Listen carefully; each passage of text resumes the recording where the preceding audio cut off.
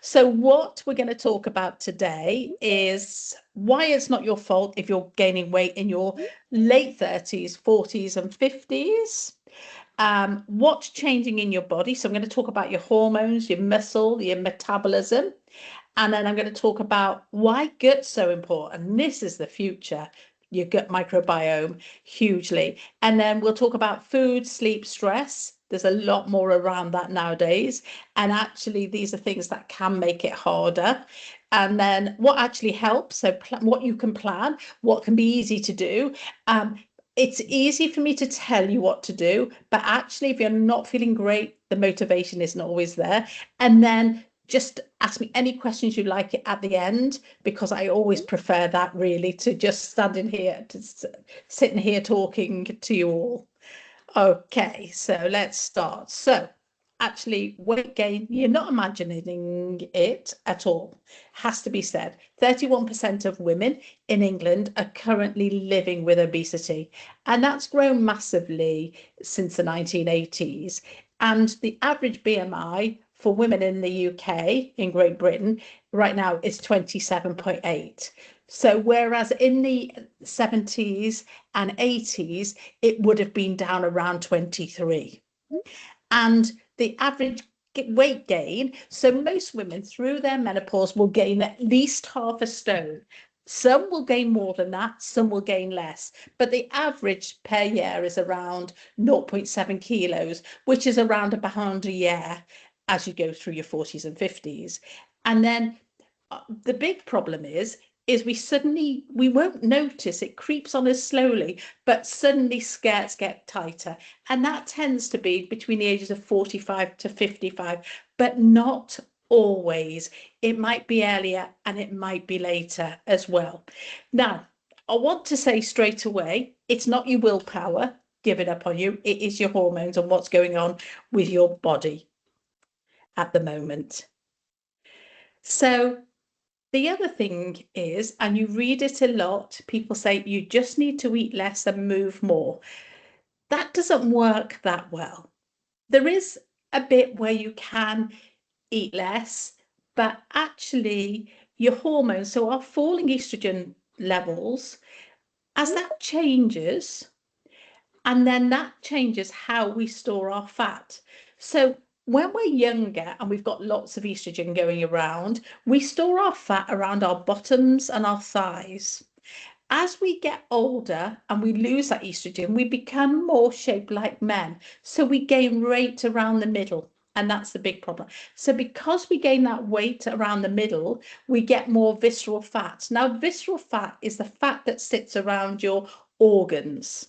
And that's why it's higher risk. So our cardiovascular risk, our risk of heart attacks and strokes goes up as well, because we're losing that estrogen and because of the way we're storing the fat. The other problem is, as we lose our estrogen and as we age, we start losing muscle mass. And because we're losing muscle mass, it starts slowing down our metabolism. Now, research says if you carry on doing the exercise you've always done, that actually your metabolism might stay all right, but you're still going to lose your muscle mass. And that is the issue.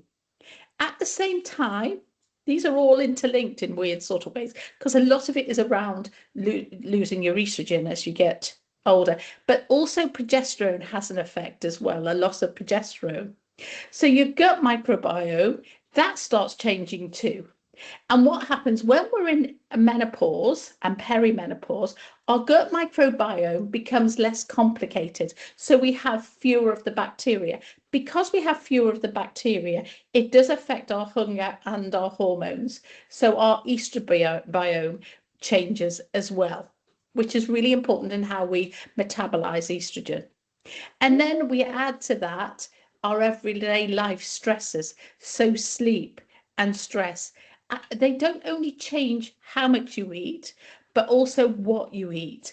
And if you're stressed, then you're likely to grab the nearest thing. If you're not sleeping well, your gut hormones that tell you when you're hungry and tell you when so your leptin and your ghrelin, they change and they stop working properly. So what happens is that if you don't sleep, you'll start eating more, partly because you might have been awake at 4 in the morning, 5 in the morning, got up at 6, had breakfast. So you start eating earlier. So you're more likely to eat more. But actually, the switches in your body don't tell you when to stop eating. And you lose that sign of when you're hungry, whether you're hungry or not. If you're stressed, if you're a comfort eater in particular, you're going to eat all the time. And then the gut hormone that tells you when to stop eating also switches off. So basically, because of all this movement, your calories alone and counting calories will not automatically help you with losing weight. It's also about the quality of what you're eating. So, as I've talked about already, you store your fat on your hips and thighs. Estrogen falls, your body starts storing more around your middle, and it, as I said already, the other thing is because we're losing our estrogen, we're at higher risk of insulin resistance and possibly type 2 diabetes, particularly if it's in the family already. But insulin resistance is the big one. So when we talk about cutting those calories, counting calories, it depends on the quality, because if you've cut your calories but it's your protein you cut, then actually, because you've got insulin resistance and any carbohydrate in your body is basically sugar, then you'll probably find you won't lose the weight. We want to aim for and it's better to do this rather than get on the scales. Your clothes are a really good sign of how you're feeling and how you're getting on.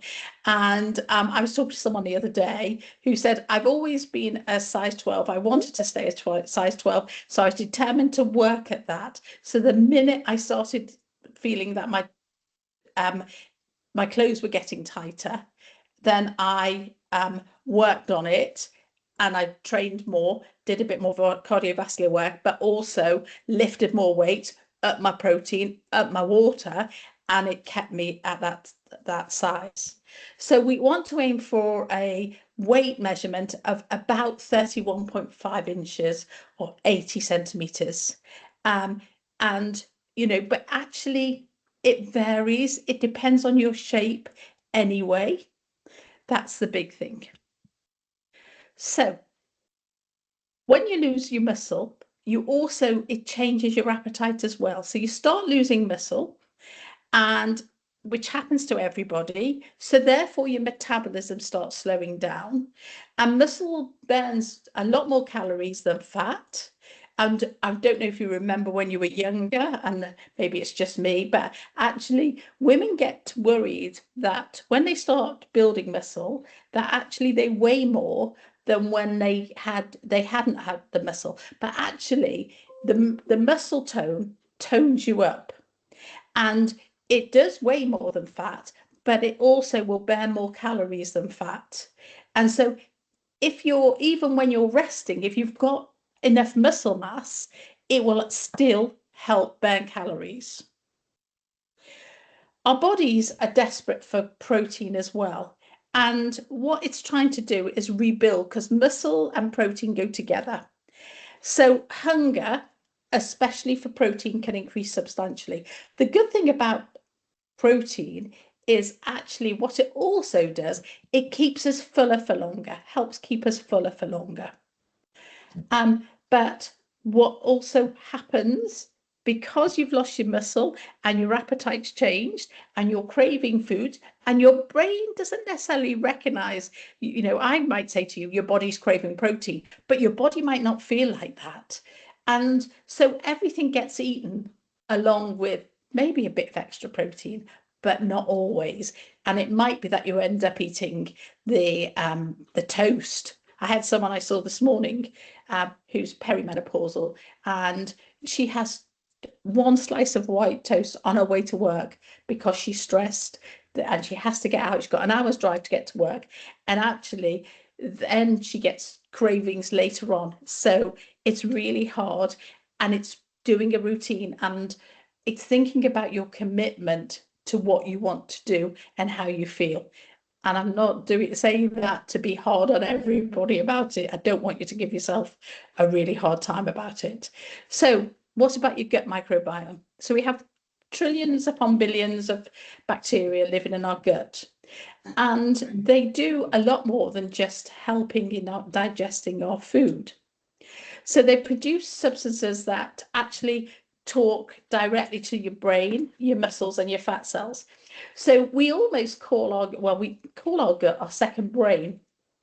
And when this happens, when your gut's not working very well, and your gut bacteria is not working very well, then that can be a real issue, because when that happens, I've lost my train of thought, I'm sorry. Our mood can lower. If we've got low mood, we're more likely to struggle with what we're eating as well. So it's all interconnected, all these things together. But actually, it's also about the estrogen, the way that gets used by the gut as well. So, but the balance of bacteria is different in every woman. And it also changes as we go through the menopause as well.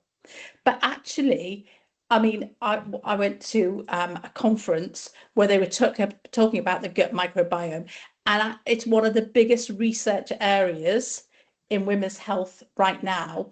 And I think the future will be really good around it. But in the meantime, what we've got to do is try and eat a really diverse diet until this research tells us what actually is going on. So, certain gut bacteria help recycle our estrogen, effectively what's called topping it up. So how much circulates in your body, basically. And as I talked about, it's called the estrogen. And then after menopause and during menopause, why does it matter so much? Your gut contribution doesn't matter when we're producing lots and lots of estrogen when we're premenopausal, but after menopause, it's one of our remaining sources of estrogen. So that's why your healthy gut becomes more important to protect our bones as well. But so how can our gut bacteria help us feel full? Fiber. We should be eating 30% of our diet should be fiber every day. So fiber feeds the bacteria. So thinking about it breaks the fiber down into little molecules. Fiber comes in, it could be things like whole grain cereals, it's vegetables, obviously, fruit, whole fruit as well, legumes, and all those things can help as well. And these molecules, when you eat lots of fiber, send a signal to your brain. And what they do is they trigger your brain's own natural appetite suppressing hormones, which is really good. So if you think about it, fiber, and this is how I look at it, fiber is a natural weight loss medication. And actually, in supplements, it's the only supplement. So fiber forming supplements. So konjac, if you've seen that, and glucoman, they're the only ones that the MHRA, which is the regulator, have said, and which our food standards say, is actually a suitable supplement to help with weight loss. So berberine, you might think about, may help a little bit, but what that does is helps with our insulin sensitivity rather than weight loss. So do things like inulin and also myinsitol as well. But when we eat less fiber and when we eat processed foods, then actually that means that we lose that signal in our gut.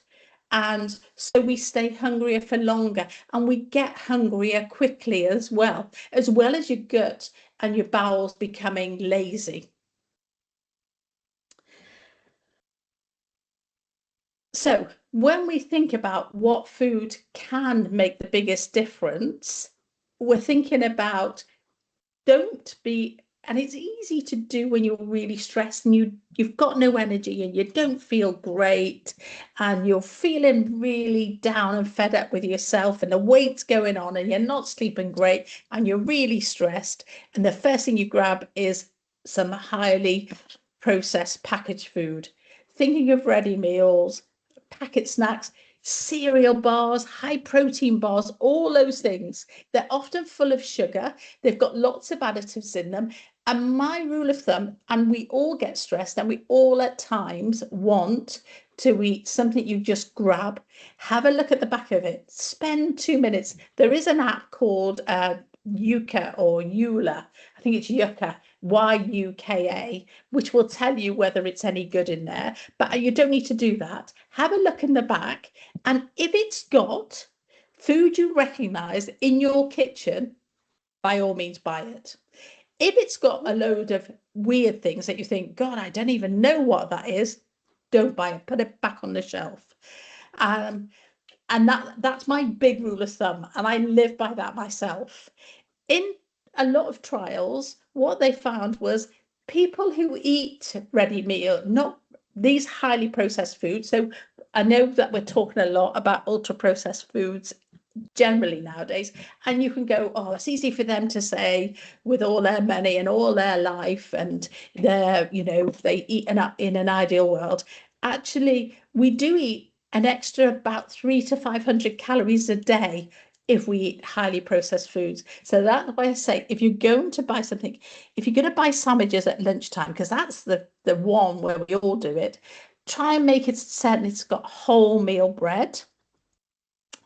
Try and aim for a calorie count of less than 400, and also try and aim for a fat count of less than 5 grams of fat per 100 grams, and that's really hard to find at times. So it's about working out that.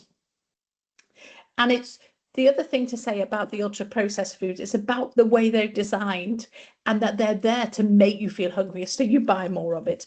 So the big thing to think about is thinking about protein at every meal. So thinking about what's a good bit of protein. So palm-sized portion of eggs, but actually 2 or 3 eggs is okay to use, especially if you're going to make an omelette or you're going to make a frittata at home to take to work with you if you've got the time. Fish, so a tin of sardines in tomato sauce on a slice of toast is a really quick and easy meal, or sardines with low-fat cream cheese made into a pate. That will keep you going for a few days. Meat, so you want to look for meat that's things like such as chicken and things like that.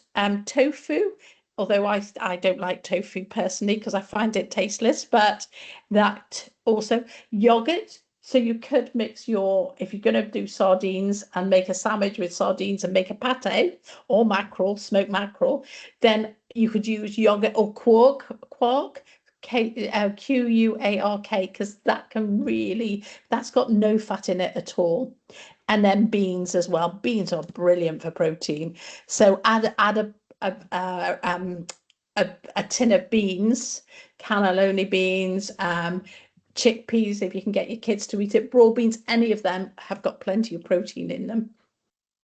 And then fibre with every meal. If you're rushing out in the morning, overnight oats, because you can make them on a Sunday and have them all for each day of the week that you're at work.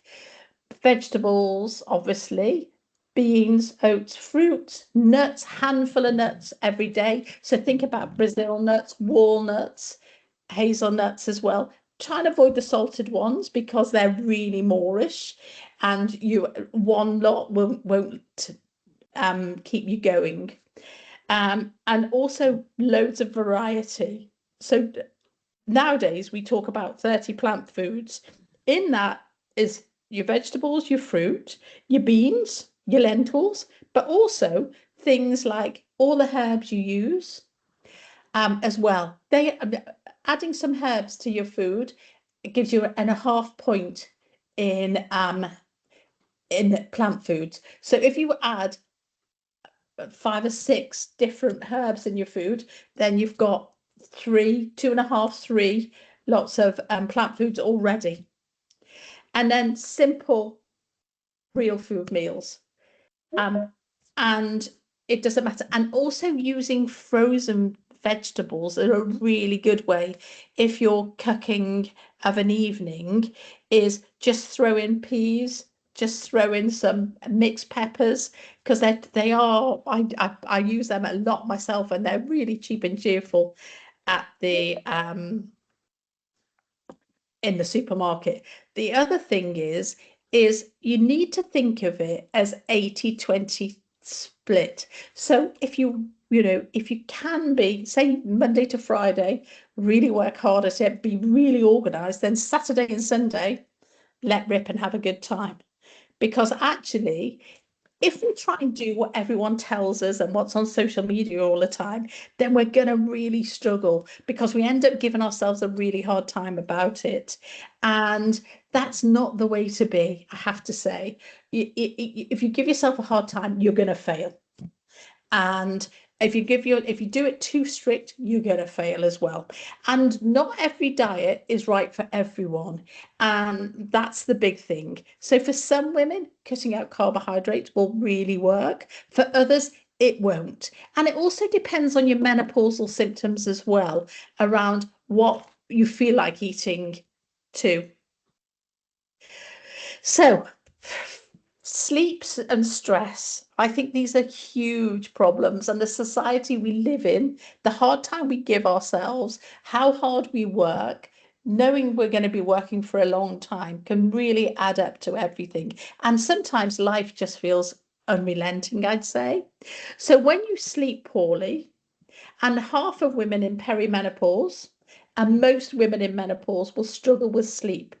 And I mean, if anyone's heard me talk normally about menopause, I explain it as we're losing our estrogen, which helps with our dopamine. We're losing our progesterone, which also helps with our GABA and our dopamine, but helps us sleep because it's our calming and relaxing hormone. So we're losing those two big time, obviously. But the other thing, and the real bit of kicker in it all, is we're losing our melatonin as well.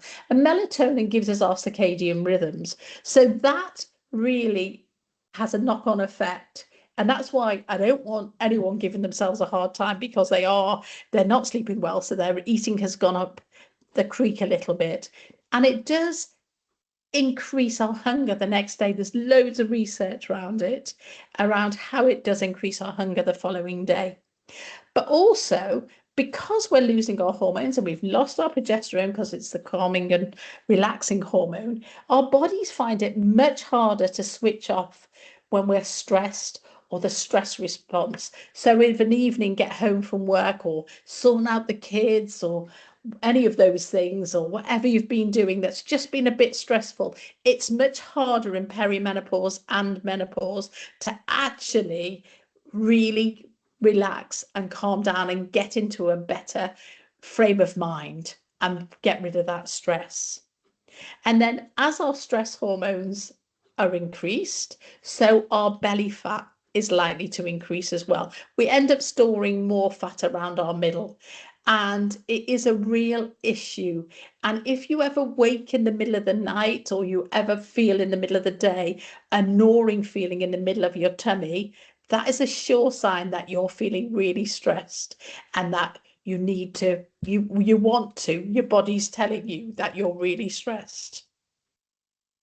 But because of that, you're more likely to have cravings for sugary, fatty foods. And this is often called cortisol belly, but your cortisol might not be raised, but your stress levels are really raised, and that's the big issue. So it's about trying to work with that. And then we get home from work, or we put the kids to bed, or we're just chilling, watching a bit of TV, and the alcohol comes out. That also, it might help us relax, but actually also disrupts our sleep. So therefore, it's got the knock-on effects of the next day you haven't slept so well, so you eat rubbish again.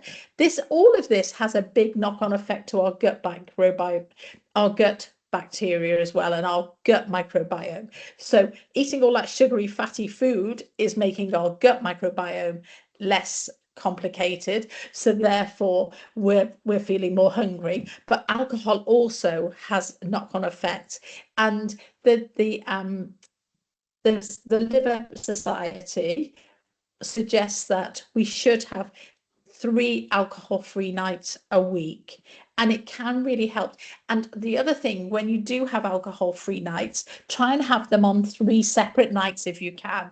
But I speak to, obviously I speak to a lot of people, and nowadays a lot of people don't drink between Monday and Friday, have a drink on Friday. The other thing you don't want to be doing, so, and I hear this a lot, yeah, I don't drink during the week, I'm okay during the week, but on a Friday, oh, that bottle of wine, oh, those few gin and tonics, and the same on a Saturday, and then I do it on a Sunday. And actually, we're supposed to drink a maximum of 14 units a week.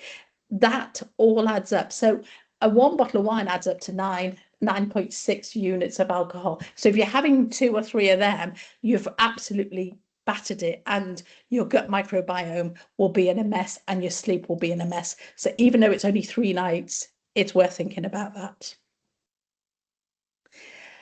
So what it can feel like when it's all working against you and everything. So these are the 5 pillars that are all pulling at once, and they're not pulling in your direction, they're pulling against you. And that's why it works so hard. You've got your hormones, your gut bacteria, the sleep and stress that you can't deal with as well, and then your muscle mass and your metabolism, as well as what you're eating, what you're craving, you know, that chocolate craving as well. They're all issues. So, simple food plan. Protein.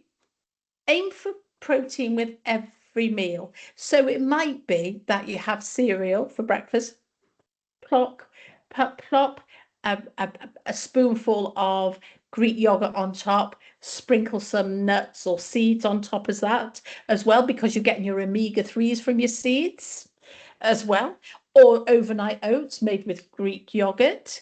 Try and avoid the yogurts such as the Muller Lights, because they're full of sugar. And I know they're really nice when you think, oh, they've got hardly any calories in. And this is where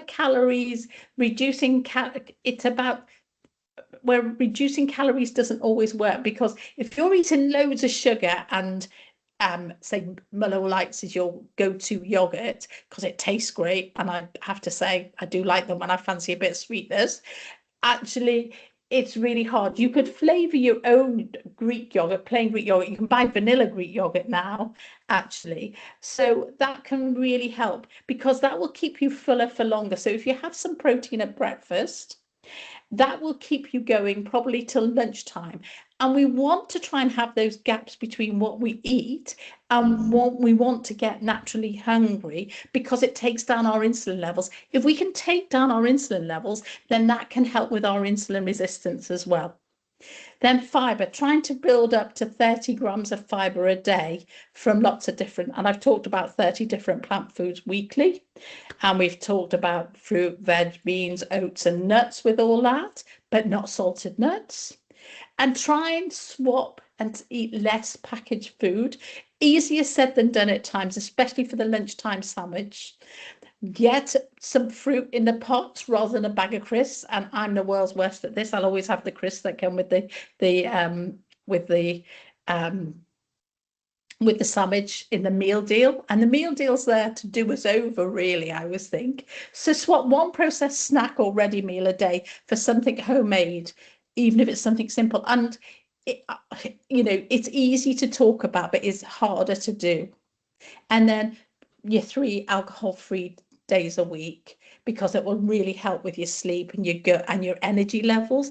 And when we're in perimenopause and menopause, our energy levels are not always the greatest anyway, especially if we can't deal with the stress and we're not sleeping that well, struggling to get your head off the pillow in the morning because you're feeling so knackered because you've had a really bad night. Then actually alcohol will make that all worse. And also, I would say just do, and this is I'm quoting Michael Mosley now, Dr. Michael Mosley. One small thing can make such a difference. So just change one little thing, and give it a good 4 weeks to try it and then see how you feel. Because if you become more mindful around things, you'll notice what helps you feel better. And you might notice that your weight changes, your waist gets slimmer. So being on holiday when you're less stressed, you're sleeping better, you might find you don't need the alcohol so much, and your food's being prepared for you, so you're eating, or you're going out for meals, but you're choosing healthy food and you're not eating in between meals. You might find that you lose weight on holiday. Try and remember that in your mindfulness. Actually, that's what happened, and try and continue it when you get home.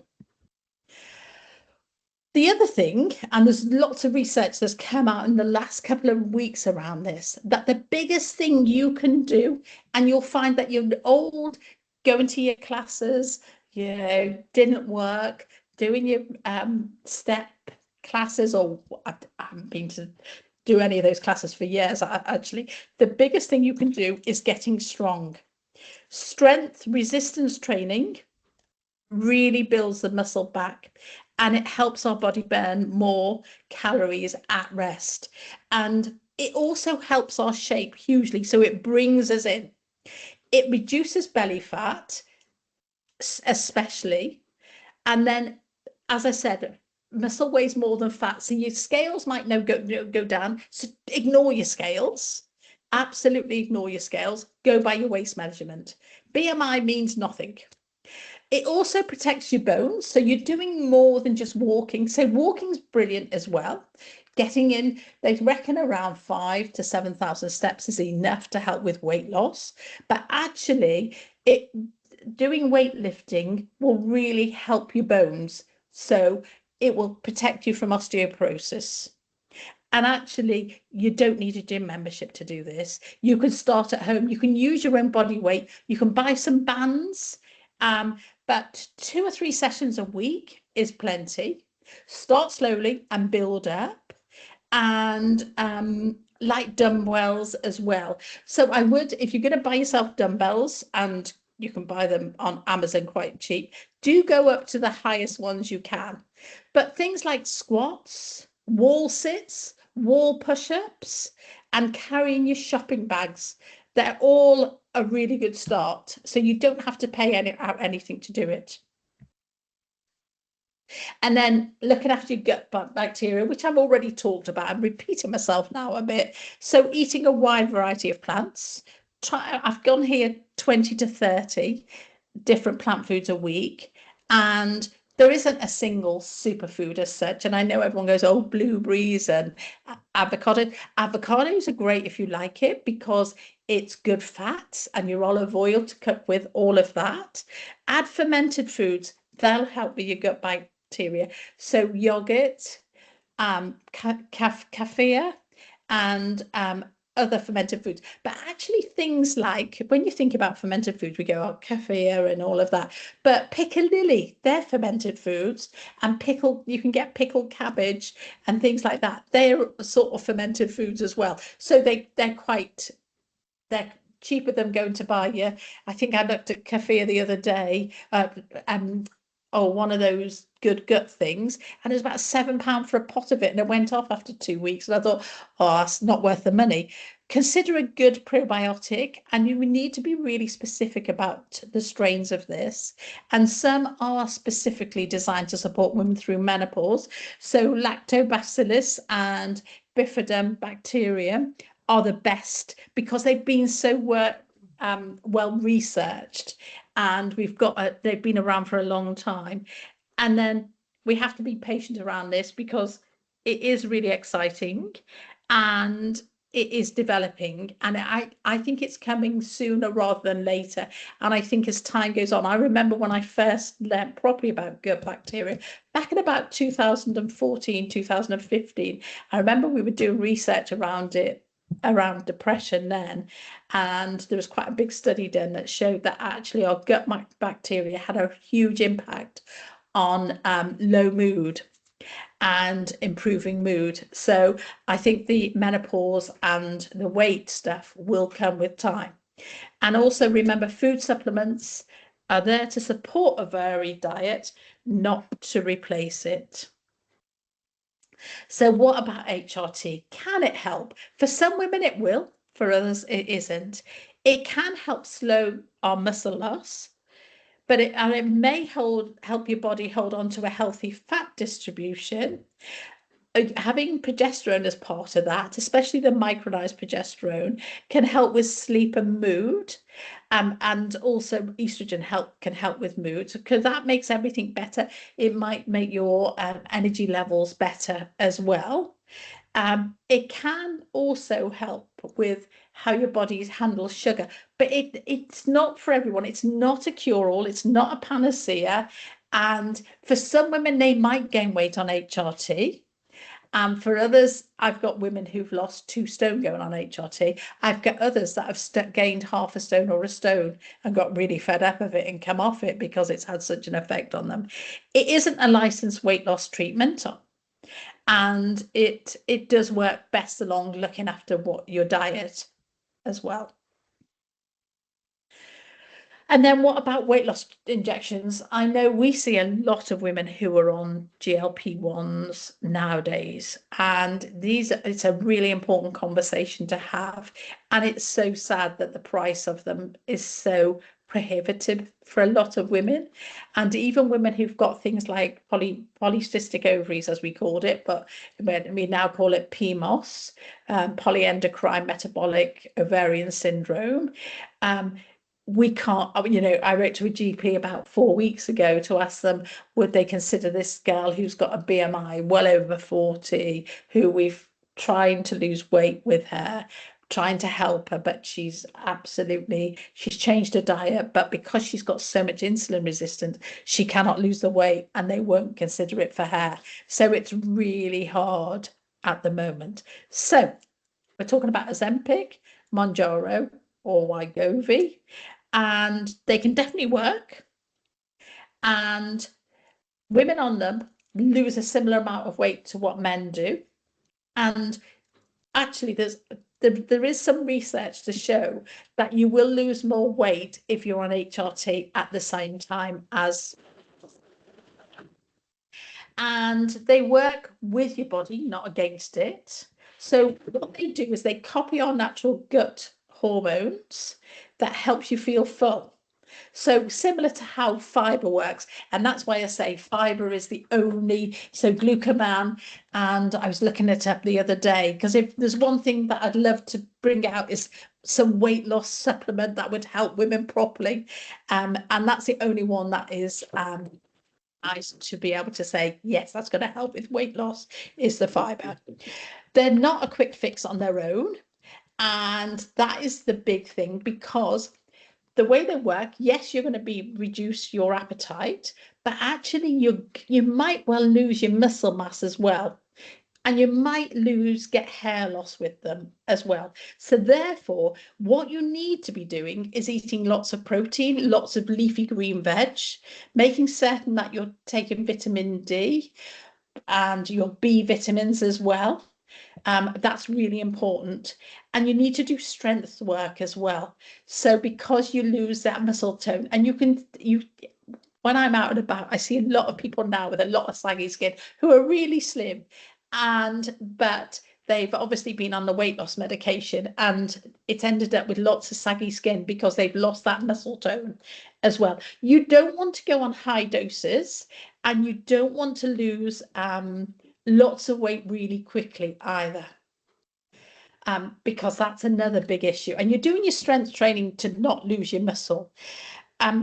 So there's a combination, and we don't do anything with weight loss medications here. We did for a short time, and then it's so expensive and I couldn't offer the service I wanted to offer.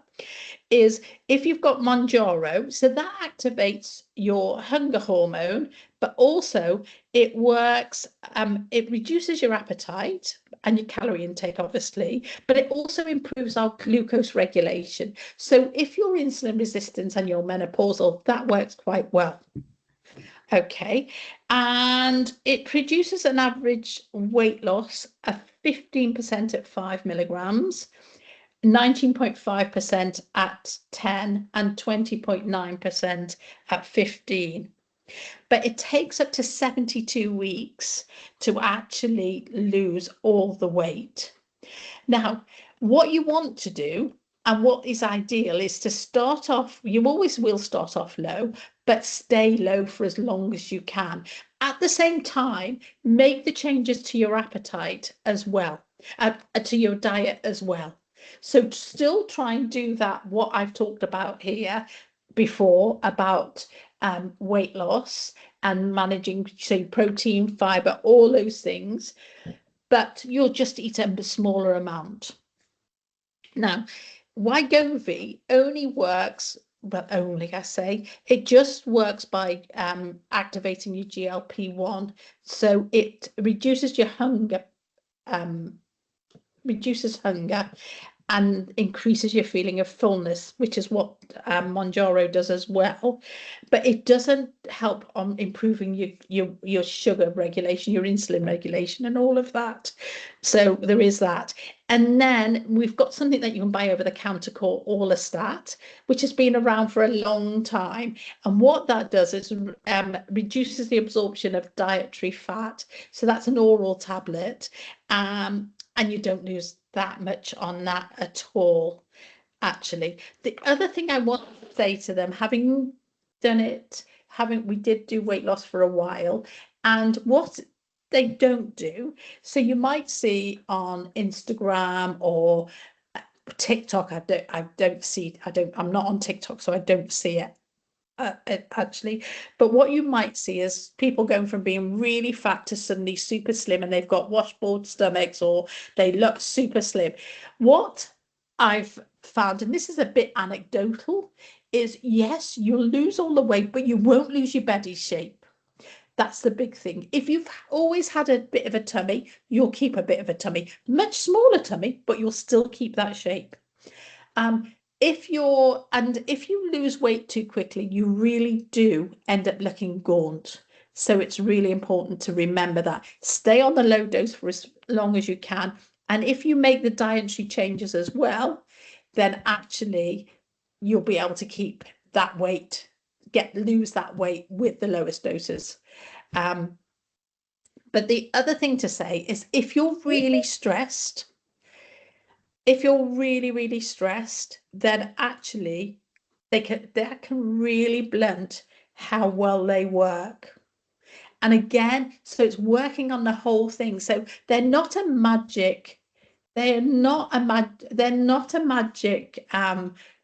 button, and people, if they're not an easy way, people might, if you're on them or you're thinking about trying them, people might say, oh, you're doing it the easy way. It's not easy.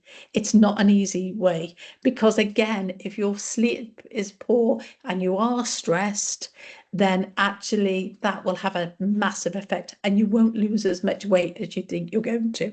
But obviously they are a prescription only medication. So how can we help at the clinic? We've got two programs. We've got testosterone support. So if low testosterone is behind low energy, low motivation, or a struggle to build muscle, we can have a chat with us. I don't always advocate testosterone as necessarily a treatment. For some women it will work, for others it won't. It's really important to say that. We mainly prescribe testosterone for low libido. That's what it's recognized for.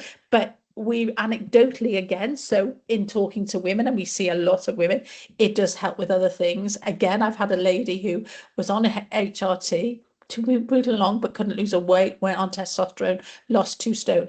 I think that is around, part of it is around feeling better in yourself, so feeling more motivated. And I think it's also around having better energy levels. And then we've produced a 12-week program which covers food, movement, sleep, and hormones, which is a week-by-week plan, or 12 modules. And then the other thing is don't forget about the men in your life, because they also have falling hormones, and we see a lot of this now. And weight gain and poor sleep with men, and stress is such a real issue. And if your husband or partner is feeling grumpy, then they can also have the same things, and that's part of our Bristol Health Hub. So, takeaways for today. It's your body's biology. Really remember that. It's not willpower. It's your hormones, it's your muscles, it's your gut and your sleep and stress. Protein and fiber at every meal is really the simplest change you can make to your life and to make life better. Strength training, simple strength training 2 or 3 times a week is the best proven thing. And the research supports this, that you can do for your shape and energy instead of, running is fine, but actually strength training is so important. And HRT and the weight loss medications can really help, but they do work best alongside lifestyle as well, not instead of it. And then the big thing is your gut matters more than you think. Right. Any questions?